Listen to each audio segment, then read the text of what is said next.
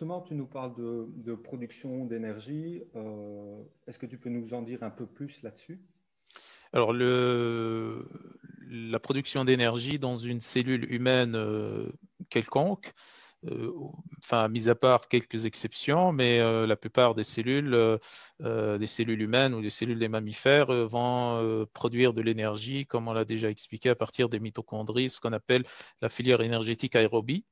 Aérobie en référence à l'oxygène. Donc, les mitochondries vont utiliser l'oxygène pour littéralement brûler les nutriments qu'on va obtenir grâce aux aliments, donc après digestion et absorption intestinale. Donc, ces nutriments vont se retrouver dans le sang et vont être transportés à toutes les cellules et les cellules ont leur mitochondries propres qui vont donc métaboliser ces nutriments-là. Donc, l'oxygène sert réellement à brûler ces nutriments-là, à les oxyder, comme son nom l'indique, oxygène, pour pouvoir extraire de l'énergie. L'énergie, elle est stockée dans les molécules et notamment les nutriments donc dans certaines liaisons. Donc, les liaisons, on sait que par exemple pour le glucose, on a 6 molécules de carbone et donc les liaisons qu'il y a entre ces molécules de carbone ou les liaisons qu'il y a entre ces molécules de carbone et d'autres molécules d'hydrogène et d'oxygène contiennent une certaine énergie. Pas toutes les liaisons, bien entendu, certaines liaisons contiennent de l'énergie et donc cette énergie-là, en fait, quand on casse le nutriment, par un mécanisme qu'on va expliquer, et par l'intermédiaire de l'oxygène, justement, qui est absorbé et stocké dans la mitochondrie. Donc, quand on casse ces nutriments, quand on les brûle, on va obtenir de l'énergie qui sera stockée sous une forme standard, une molécule qu'on appelle ATP, adénosine triphosphate, donc le fameux ATP très connu. Donc, c'est la forme d'énergie en biologie qui est utilisable immédiatement. Et donc, la mitochondrie, elle a dans ce sens-là deux voies métaboliques ou deux cycles métaboliques. Donc, le premier, et ça se passe toujours au niveau des membranes, hein. Comme tu l'as expliqué, on a deux membranes au niveau de la mitochondrie, une membrane externe, une membrane interne et un espace intermembranaire. Et donc, ça se passe à ce niveau-là en réalité. Donc, on a le fameux cycle de Krebs, qu'on appelle aussi le cycle du citrate ou de l'acide citrique. Donc, dans ce cycle-là, on va accueillir ce qui reste du glucose qu'on a dégradé au niveau du cytoplasme. Donc, pour expliquer, on a une cellule qui a une membrane cytoplasmique. À l'intérieur, on a le cytoplasme dans lequel nage, c'est principalement de l'eau, dans lequel nagent des organites, okay, et le contenu aussi, les nutriments, etc. Et donc, parmi ces organites, on a les mitochondries. Et donc, quand on a des nutriments qui arrivent à la cellule, ils vont rentrer dans la cellule et se retrouvent dans le cytoplasme.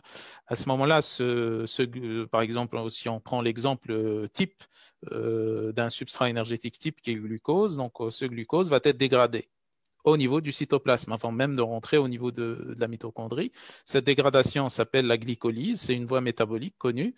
Et donc, une molécule de glucose va donner deux molécules de pyruvate à la fin de la voie de la glycolyse.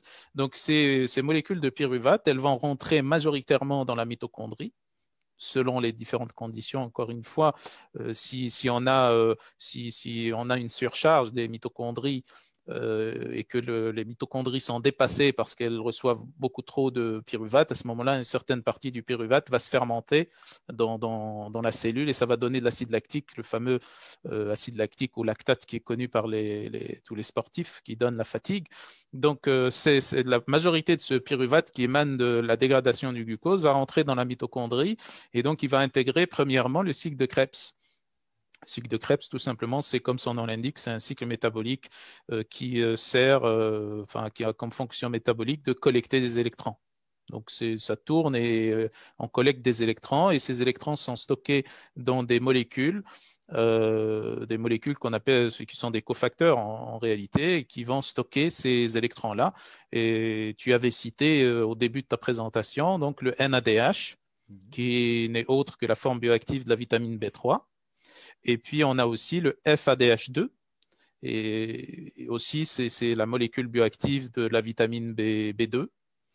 Donc, et c'est pour ça quand on étudie la biochimie, donc l'une des bases de biochimie, on dit que une molécule de NADH est équivalente à 3 molécules d'ATP, alors qu'une molécule de FADH2 est équivalente à 2 molécules d'ATP. En réalité, dans le cycle de Krebs, on produit 3 molécules de NADH et une molécule de FADH2. Donc, 3 molécules de NADH. Le NADH, il possède un proton, NAD. Un seul proton par molécule, donc 3 protons, donc 3 électrons.